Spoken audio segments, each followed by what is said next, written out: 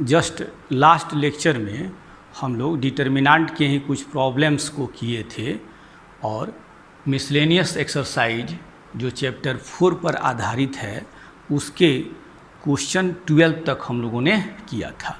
तो आज हम लोग शुरू करने जा रहे हैं क्वेश्चन 13 और उसके आगे के कुछ प्रॉब्लम्स को करने के लिए, ठीक है। तो क्वेश्चन नंबर 13 है prove that this determinant is equal to this. कह रहा है क्या कि हमको सिद्ध करना है यह डिटर्मिनेंट जो है वह इतने के बराबर है। सबसे पहले इस डिटर्मिनेंट को मान लेते हैं डेल्टा।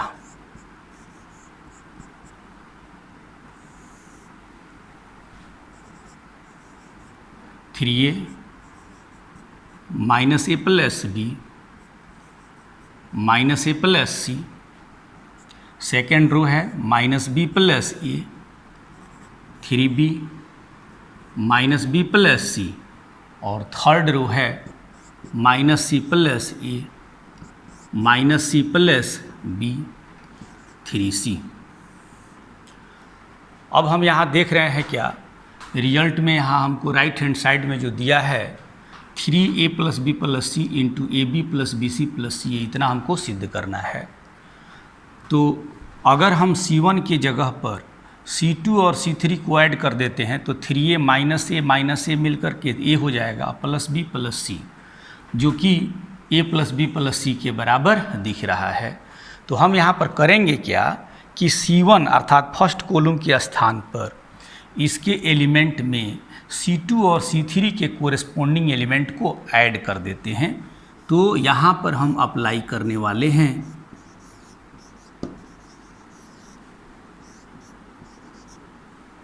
फर्स्ट कॉलम के जगह पर फर्स्ट कॉलम के अवयवों में सेकेंड कॉलम एवं थर्ड कॉलम के कोरेस्पोंडिंग एलिमेंट को ऐड कर दिया, ठीक है। अब कहता है ऐसा ऑपरेशन करने पर डिटर्मिनेंट पर कोई प्रभाव नहीं पड़ता है। तो डेल्टा बराबर हो जाता है 3a में minus A plus B minus A plus C को ऐड कर दीजिए तो हो जाएगा a plus B plus C.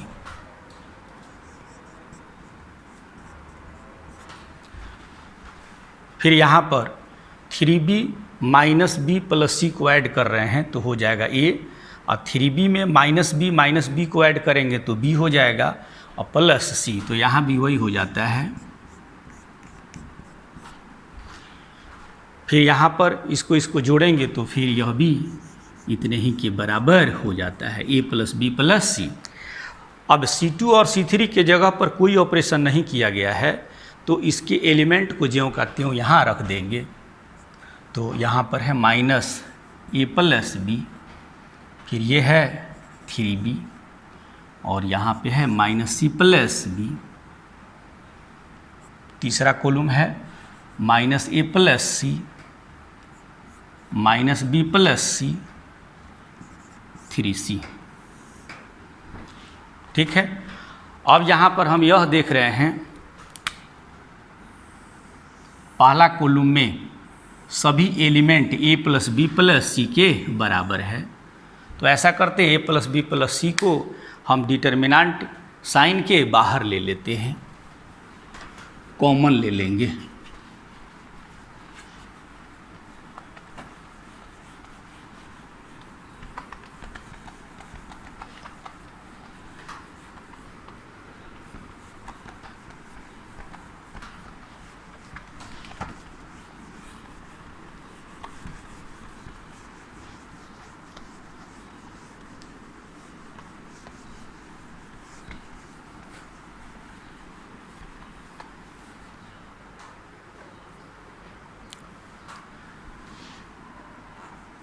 Delta बराबर a plus B plus C, यहाँ भी है a plus B plus C a plus B plus C. तो यहाँ बाहर हम निकाल लेते हैं a plus B plus C. तो C1 के तीनों एलिमेंट हो जाएंगे 1 1 1 अब यहाँ C2 और C3 की जगह कोई ऑपरेशन नहीं किया गया, तो इसको लिख दीजिए -a + b 3b -c + b। तीसरे कॉलम को लिखा -a + c -b + c 3c। अब देखिए हम क्या करें। अब कह रहा है ये आपका प्रिंसिपल डायगोनल है, इस डिटर्मिनेंट का प्रिंसिपल डायगोनल है। तो अगर संभव हो सके तो प्रिंसिपल डायगोनल के नीचे ये दोनों एलिमेंट और ये तीसरा एलिमेंट है। तो कह रहा है इसको तीनों अगर जीरो बन सके तो जीरो बनाइए, नहीं तो कम से कम इन दोनों को तो जीरो आसानी से बनाया जा सकता है। तो इसके लिए हम करेंगे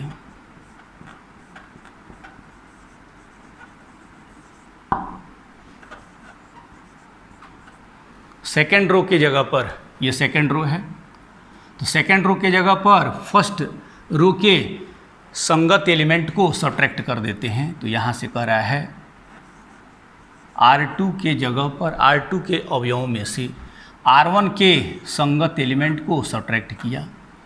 फिर कह रहा है R3 थर्ड रो के जगह पर, इसको जीरो बनाना है तो थर्ड रो के जगह पर थर्ड रो के एलिमेंट में से फर्स्ट रो के संगत एलिमेंट को सब्ट्रैक्ट कर दिया गया। डेल्टा बराबर हो जाता है a + b + c। R1 की जगह कोई ऑपरेशन नहीं किया गया है, R1 को ज्यों का त्यों लिख दीजिए।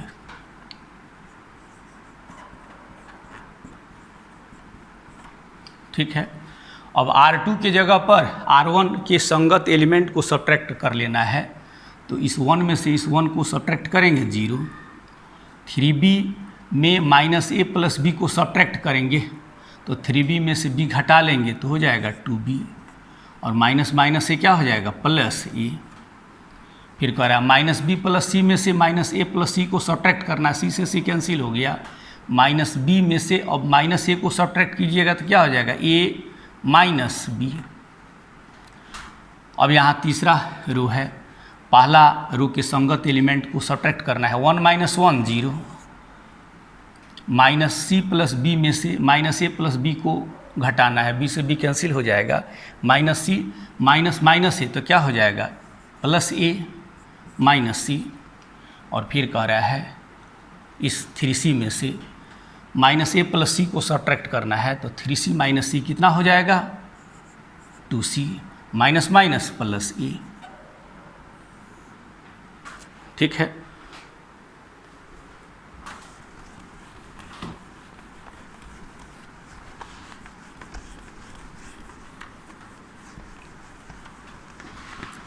अब यहाँ पर हम यह देख रहे हैं कि यह पहला जो कॉलम है उसमें ये और ये दोनों एलिमेंट जीरो हो चुके हैं। तब कह रहा है C1 के अलोंग इस डिटर्मिनेंट का हम विस्तार कर देते हैं।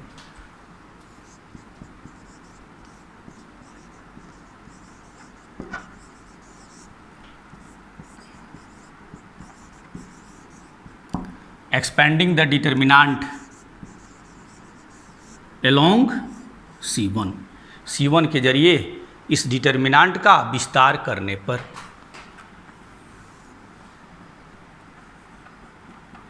डेल्टा = a + b + c लिख दिया। यहाँ साइन है प्लस माइनस प्लस, एक्सपेंशन के लिए साइन है तो लिखा +1 इंटू डिटर्मिनेंट। अब कह रहा है यह पहले रो में है, पहले कॉलम में है तो पहले रो और पहले कॉलम को डिलीट कर दिया, बच जाता है 2b + a - b। फिर यहाँ से ठीक है a - c 2c + a। अब इसको सिंप्लीफाई कर लेते हैं।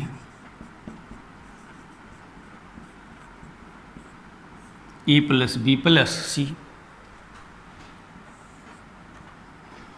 अब इस सेकंड ऑर्डर का जो डिटर्मिनेंट है इसका वैल्यू निकाल लीजिए। प्रिंसिपल डायगोनल के अलोंग जो दोनों एलिमेंट हैं इनको मल्टीप्लाई कर दीजिए, 2b + a into 2c + a minus secondary diagonal के अलोंग जो एलिमेंट हैं उनको मल्टीप्लाई करके सब्ट्रैक्ट कर लेंगे। ठीक है,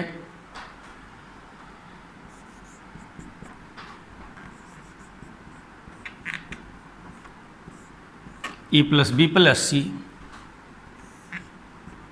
अब यहाँ इसको मल्टीप्लाई करते हैं, 2b इंटू 2c क्या हो जाएगा, 4bc,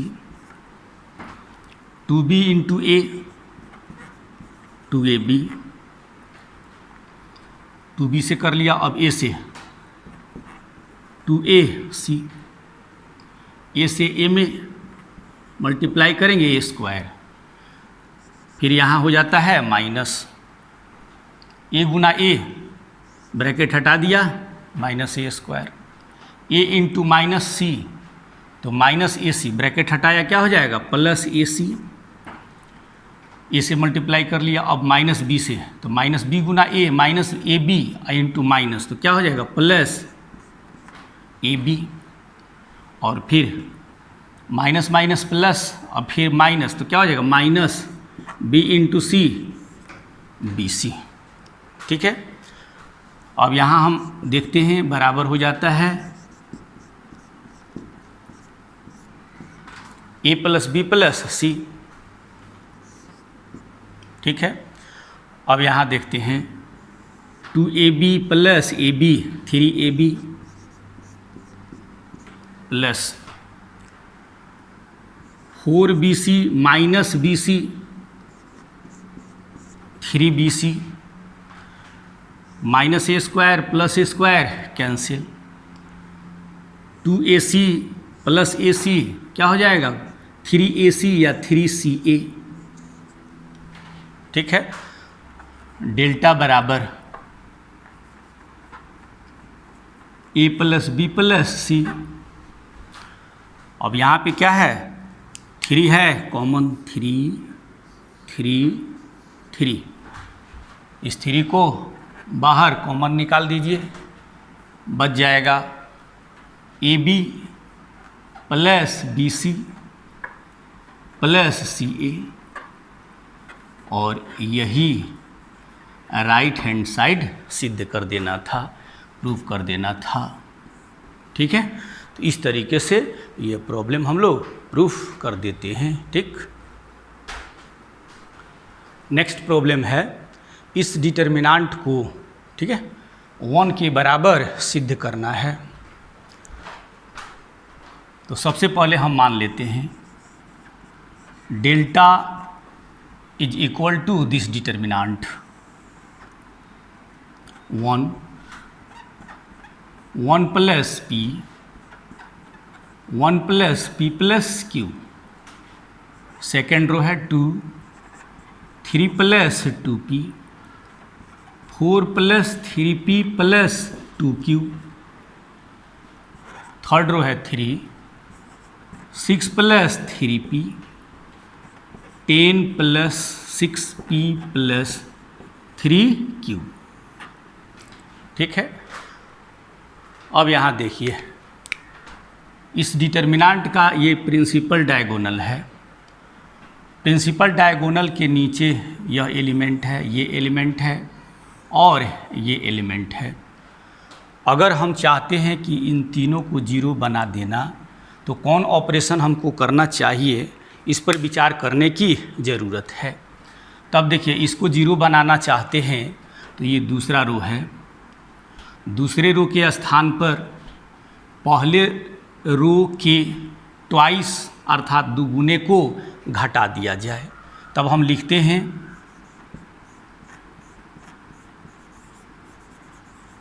अप्लाइंग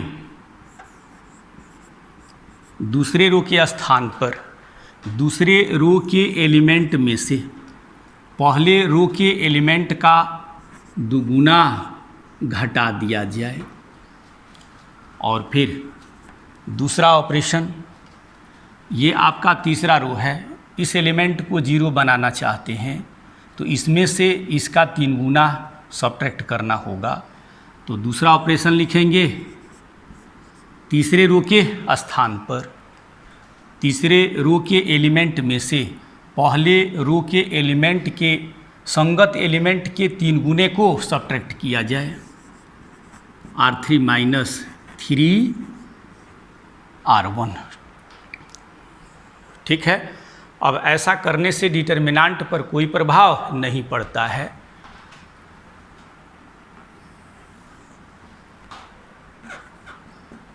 डेल्टा बराबर हो जाता है, यहाँ पे फर्स्ट रो की जगह पर कोई ऑपरेशन नहीं किया गया, 1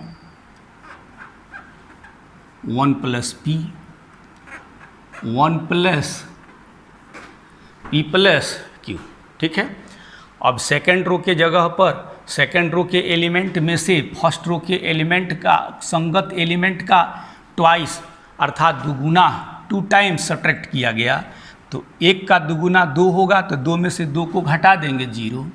इसका दुगुना यहाँ घटाना है तो 1 का दुगुना 2 हुआ, 3 में से 2 घट जाएगा, क्या हो गया 1 हो गया। ठीक है। और यहाँ पर इसका दुगुना 2p में से 2p घट जाएगा 0 तो 1 बच गया। फिर इसका दुगुना इसमें से घटाना है तो इसका दुगुना हुआ 2 और यहाँ पर है 4 में से 2 घटा देंगे, क्या हो जाएगा 2 हो जाएगा। ठीक है। और यहाँ दुगुना 2p हुआ, 3p में से 2p घटा देंगे तो प्लस p, और q का ट्वाइस 2q और इस 2q में से 2q को घटा देंगे 0, 2 प्लस p ज्यों का त्यों रह गया। अब फिर यहाँ पे देखिए इस R3 के स्थान पर इसके एलिमेंट में से R1 के संगत एलिमेंट का 3 गुना घटाना है तो 3 और 1 का 3 गुना क्या हो गया 3, तो 3 माइनस 3 क्या हो जाएगा 0, 3 माइनस 3 इज इक्वल टू 0। फिर इसका थ्राइस घटाना है तो 1 इंटू 3, 3 6 माइनस 3 दैट इज 3। ये हो गया 3p में से 3p घटा देंगे 0 तो 3 का ज्यों का त्यों लिख दिया। फिर यहाँ पे कर इसका 3 टाइम्स सब्ट्रैक्ट करना है तो यहाँ से हो जाएगा 7, 3 घटा लेंगे 10 में से, और फिर यहाँ पर p है तो 6p में से 3p घटाएंगे तो कितना हो जाएगा 3p, और यहाँ फिर 3q है, इसका 3 गुना 3q हो जाएगा और 3q माइनस 3q कैंसिल हो जाएगा। तो ये आपका डिटर्मिनेंट इतना प्राप्त हो जाता है। ठीक है ना। अभी भी देख रहे हैं ये जो डिटर्मिनेंट का प्रिंसिपल डायगोनल है, ये दोनों एलिमेंट 0 हो चुके हैं। अब इस तीसरे एलिमेंट जो 3 के बराबर है इसको 0 बनाना है तो एक ऑपरेशन आप कर सकते हैं।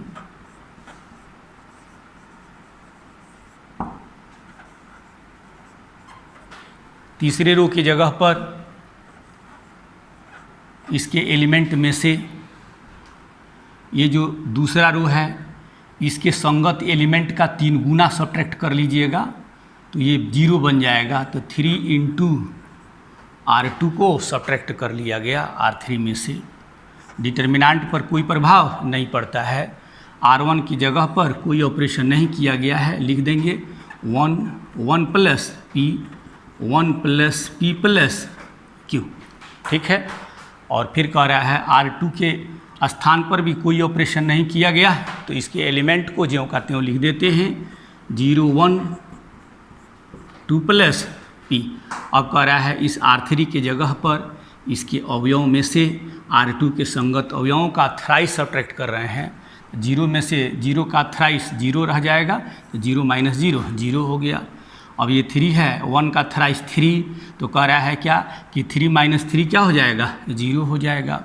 और फिर कह रहा है कि इसका 3 गुना तो 2 का 3 गुना 3 टाइम्स 6 हुआ, 7 में से 6 घटाएंगे 1 और ये 3p हो जाएगा, 3p माइनस 3 0 तो क्या बच जाएगा 1।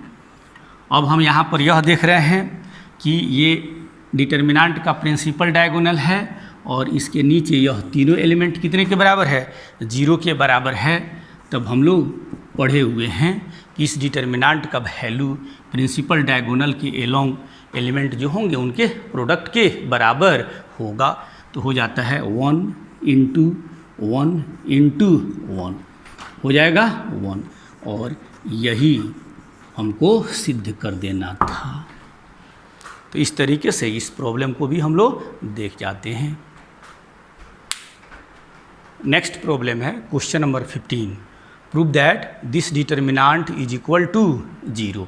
इस डिटर्मिनांट का वैल्यू 0 के बराबर सिद्ध करना है। ठीक है, तो इसको सिद्ध करने के लिए सबसे पहले इसको हम मान लेते हैं, इस डिटर्मिनांट को डेल्टा के बराबर, डेल्टा बराबर साइन अल्फा, फर्स्ट कॉलम को लिख दीजिए sine alpha, sine beta, sine gamma. Second column है cos alpha, cos beta, cos gamma, और थर्ड कॉलम है cos alpha plus delta, cos beta plus delta, cos gamma plus delta. ठीक है,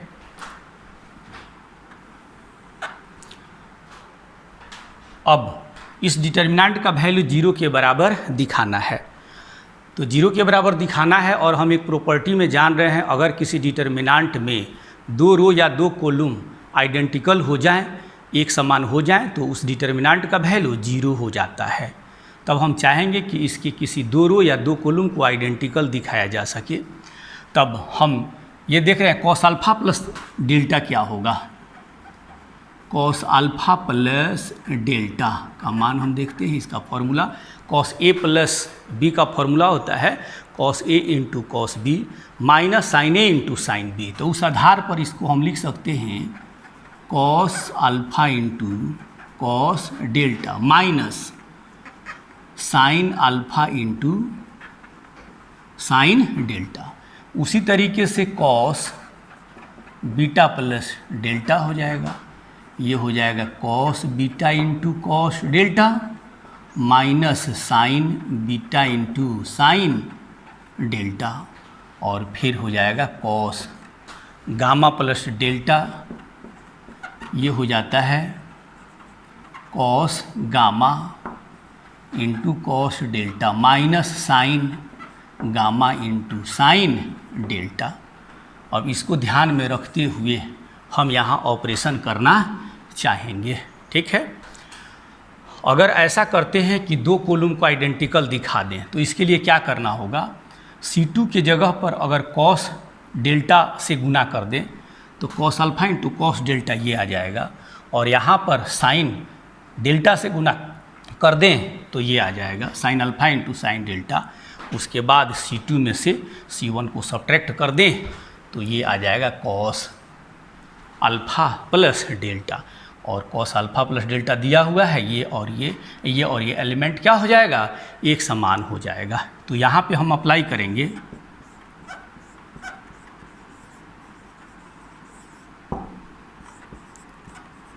C2 के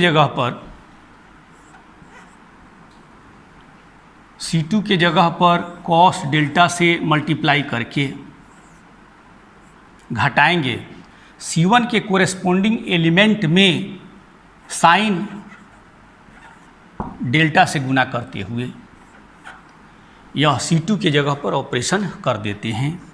तो कहता है कि डिटर्मिनेंट पर कोई प्रभाव नहीं पड़े, इसके लिए C2 के जगह ऑपरेशन किया जा रहा है, और यहाँ पर कॉस डेल्टा से गुना किया जा रहा है, इस पर कोई प्रभाव नहीं पड़े, तब हम कॉस डेल्टा से क्या करेंगे, डिवाइड भी कर देंगे। तो डिटर्मिनेंट पर कोई प्रभाव नहीं पड़ेगा, इस साइन डेल्टा का कोई प्रभाव नहीं पड़ता है प्रॉपर्टी में, जैसा कि हम लोग पढ़ाई कर चुके हैं।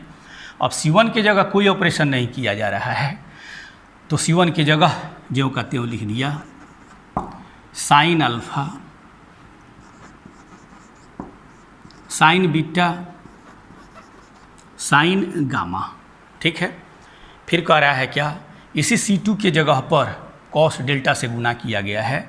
ठीक है, तो ये हो जाएगा cos alpha into cos delta, घटा लिया गया है, इसमें साइन डेल्टा से गुना करके, तो sign alpha into sine delta. ठीक है, फिर उसी तरीके से यहाँ पर cos beta into cos delta में से घटा लिया गया है, यहाँ साइन डेल्टा से गुना करते हुए, और फिर यहाँ पर कॉस डेल्टा से गुना करते हुए, यहाँ कॉस साइन डेल्टा से गुना करते हुए घटा लिया गया है, ठीक है। और C3 की जगह कोई ऑपरेशन नहीं किया गया है, तो कॉस अल्फा प्लस डेल्टा लिख दिया, कॉस बीटा प्लस डेल्टा, और फिर कह रहा है क्या,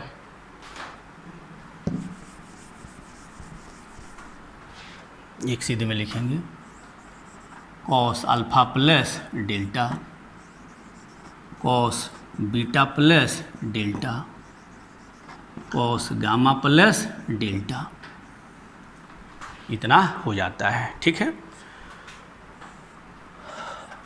डेल्टा बराबर 1 बाई कॉस डेल्टा। C1 को ज्यों का त्यों लिख दीजिए, sine alpha, sine beta, sine gamma, ठीक है। उसके बाद यहाँ पर देखिए यह कितने के बराबर होगा, cos alpha into cos delta minus sine alpha into sine delta, यही चीज़ है, ये हो जाएगा कॉस अल्फा प्लस डेल्टा, ठीक है। फिर कह रहा है ये इतने के बराबर है, तो हो जाएगा कॉस बीटा प्लस डेल्टा, और फिर यहाँ देख रहे हैं ये और ये जैसा है, हो जाएगा cos gamma plus delta. C2 लिख दिया, और C3 को ज्यों का त्यों लिख दीजिए, cos alpha plus delta, cos alpha plus delta, फिर ये हो जाएगा कॉस बीटा प्लस डेल्टा, हो जाएगा कॉस गामा प्लस डेल्टा, ठीक है। अब हम ये लोग यहाँ पे देख रहे हैं कि ये जो आपका C2 है और ये C3 है, यह दोनों क्या है, आइडेंटिकल है, एक समान है, ये और ये बराबर है, बराबर है, बराबर है। तो कह रहा है क्या कि एज जैसा कि C2 और C3 आइडेंटिकल है, इस डिटर्मिनेंट का वैल्यू क्या हो जाएगा, 0 हो जाएगा। As C2 and C3 both are identical, determinant का वैल्यू हो जाता है 1 बाई कॉस डेल्टा और इंटू 0, वैल्यू क्या हो गया, 0। और यही हमको सिद्ध कर देना था। इस तरीके से इस डिटर्मिनेंट का वैल्यू हम लोग सिद्ध कर देते हैं, ठीक है। नेक्स्ट क्वेश्चन है, एक ऑब्जेक्टिव के रूप में दिया हुआ है, if ABC are in AP then determinant is, this determinant is 0, 1, x, 2x, 4 options दिए गए हैं, और कहता है इस डिटर्मिनेंट का जो वैल्यू है इस 4 ऑप्शंस में कौन सा सही ऑप्शन है, जबकि दिया हुआ है ABC किस चीज़ में है, AP में है।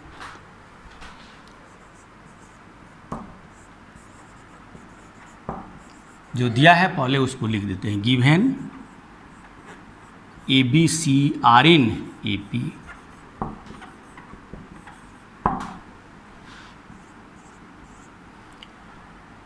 तो AP के डेफिनेशन से second term minus first term is equal to third term minus second term, ठीक है। और इसी को हम कॉमन डिफरेंस कहते हैं, तो कॉमन डिफरेंस D के बराबर मान लीजिए, ठीक है। अब जो यह डिटर्मिनेंट दिया है इसको लिख जाते हैं, डेल्टा बराबर x + 2, x + 3, x + 4, ये फर्स्ट कॉलम हो गया, x + 3, x + 4, x + 5, ये सेकेंड कॉलम हो गया, x + 2a, x + 3a, x + 2a, x + 2b और x + टू सी, ये थर्ड कॉलम हो गया। अब इसका यूज हम लोग अगर इसमें करना चाहते हैं तो यहाँ पर है b माइनस ए, ठीक है। तो ऐसा करते हैं कि सेकेंड रो में से फर्स्ट रो को हम घटा लेते हैं, तो यहाँ पे आ जाएगा 1, यहाँ भी 1 आ जाएगा, यहाँ आ जाएगा, ठीक है, 2d आ जाएगा, x कैंसिल हो जाएगा, 2 कॉमन हो जाएगा, b माइनस से 2d आ जाएगा। और फिर कह रहा है अगर R3 के जगह पर R2 को सब्ट्रैक्ट कर लेते हैं तो फिर यहाँ 1 आ जाएगा, 1 आ जाएगा, फिर यहाँ 2c माइनस b आ जाएगा तो 2d आ जाएगा। तो R2 और R3 आइडेंटिकल हो जाएगा तो डिटर्मिनेंट का वैल्यू क्या हो जाएगा, 0 हो जाएगा। तब यहाँ पर देखिए अप्लाई करते हैं,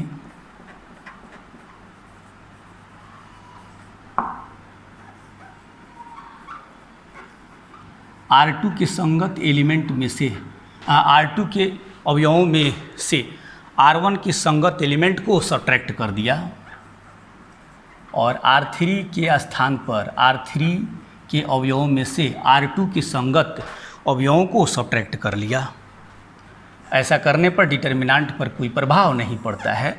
R1 के एलिमेंट को ज्यों का त्यों लिखेंगे, यहाँ कोई ऑपरेशन नहीं किया गया है।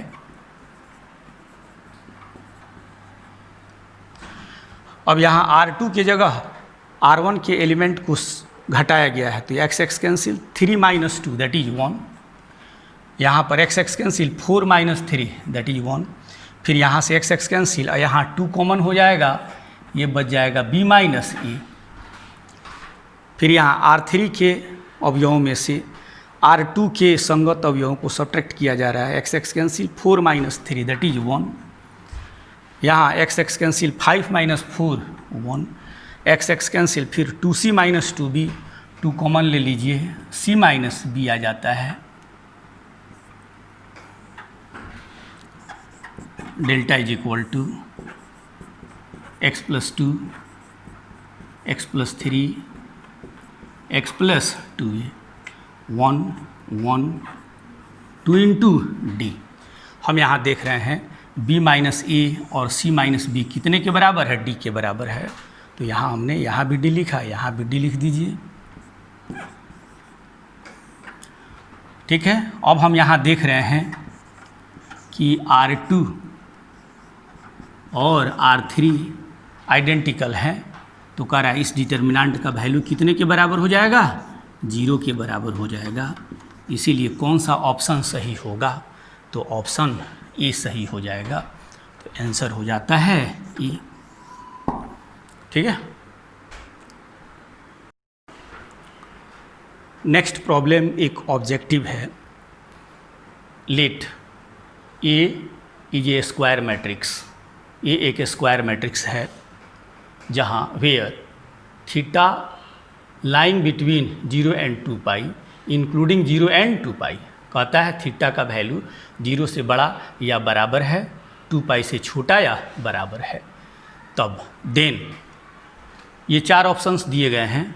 फर्स्ट ऑप्शन है ए का डिटर्मिनेंट 0 होगा, ए का determinant 2 infinity open open interval में स्थित होगा, ए का डिटर्मिनेंट 2 4 के ओपन इंटरवल में स्थित होगा, और फिर ऑप्शन नंबर डी है ए का डिटर्मिनेंट 2 4 के क्लोज्ड इंटरवल में स्थित होगा।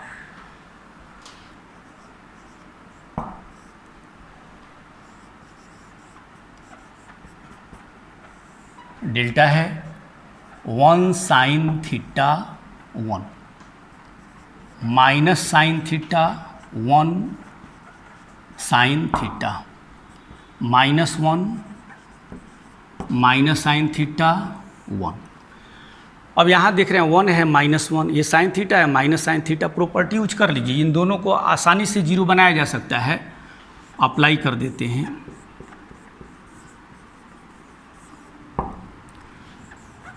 R3 के स्थान पर R3 में R1 को ऐड कर दिया, अर्थात R3 के स्थान पे R3 के एलिमेंट में R1 के कोरेस्पोंडिंग एलिमेंट को ऐड कर दिया।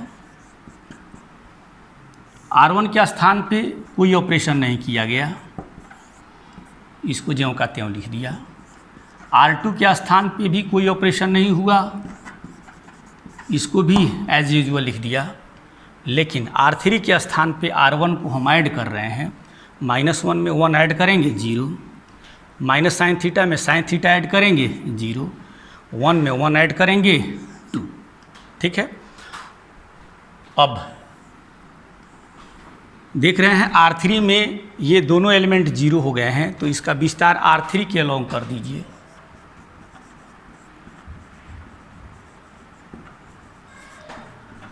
एक्सपेंडिंग द डिटर्मिनेंट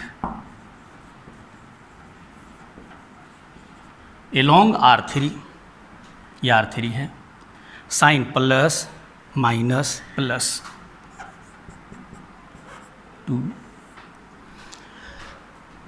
तीसरा रो, तीसरा कॉलम को डिलीट कर देंगे, बच जाएगा 1 sine theta minus sine theta 1।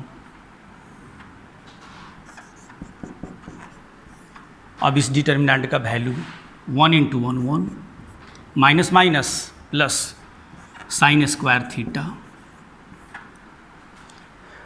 ठीक है, अब यहाँ से कह रहा है इस डिटर्मिनेंट का वैल्यू पता करना है कितने के बराबर होगा। तो जैसा कि हम जानते हैं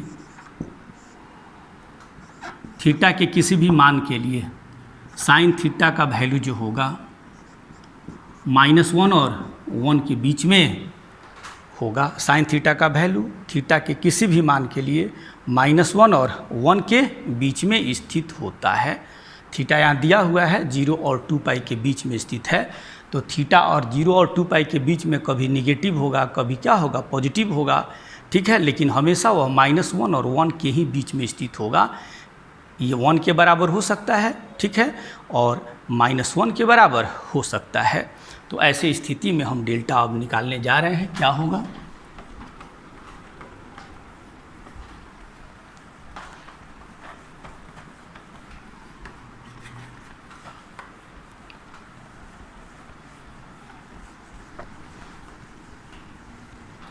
साइन थीटा का मान -1 और 1 के बीच में स्थित है, तो अब इसका स्क्वायर जो होगा वो हमेशा पॉजिटिव हो जाएगा। ठीक है, -1 और 1 के बीच में कोई भी संख्या लें, उसका स्क्वायर करें तो क्या होगा, 0 से बड़ा होगा। और अगर साइन थीटा का मान 0 है, क्योंकि इसके बीच में एक मान ऐसा भी होगा जो 0 के बराबर होगा, उसका स्क्वायर करेंगे तो 0 हो जाएगा। लेकिन कह रहा है क्या कि 0 से छोटा नहीं होगा।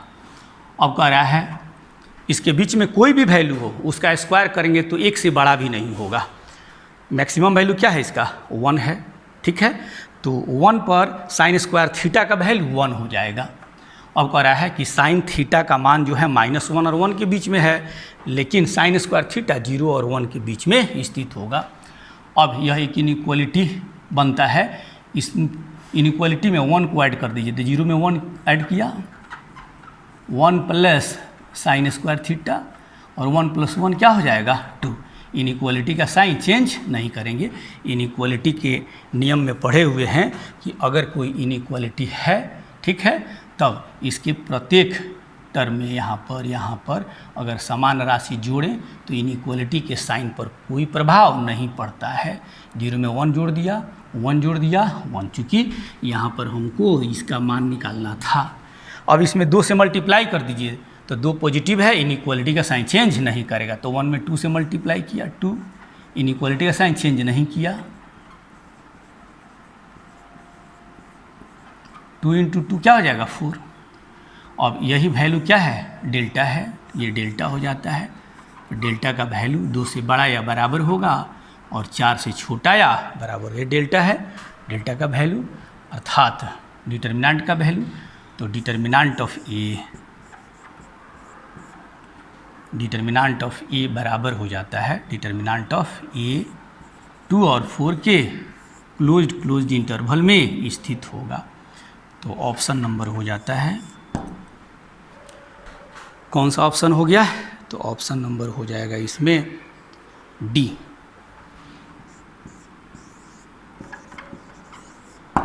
ठीक है।